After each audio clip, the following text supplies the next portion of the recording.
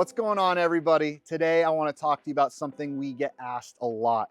What happens to my beautiful babies, my fish, when you're cleaning my pond? Now that is a great question, and we're going to answer it for you today because these fish are not just animals that live in a pond in your backyard. They're part of your family, they're your pets. And we take extra steps to make sure they're safe and happy during the cleaning process. And we want to show all of that to you today so you can put your mind at ease.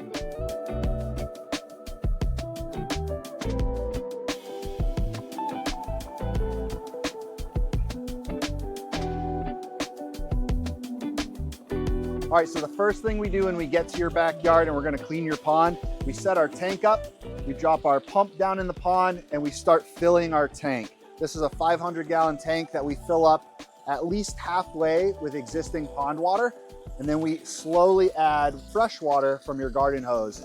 We get the fish in here, and as it fills up with new water, it's mixing with the pond water, and it slowly acclimates them to the water they're gonna be going back into for the rest of the year. So this is the storage tank that's gonna house your fish while we do all the dirty work. Okay, so as you see, we have a special net to carry these big, beautiful koi. It is called a koi sock, and it supports the fish, and it helps keep them wet while we transport them. The bigger the fish gets, you have to use a special net that cradles their body because they can actually break their own spine with the weight of their body by flopping around. So this keeps them in a stable position, nice and supported in the dark so they're not freaking out, and it holds a little bit of water while we move them so they're staying wet and they're not drying out. And then we put them in our holding tank where we have an aerator set up.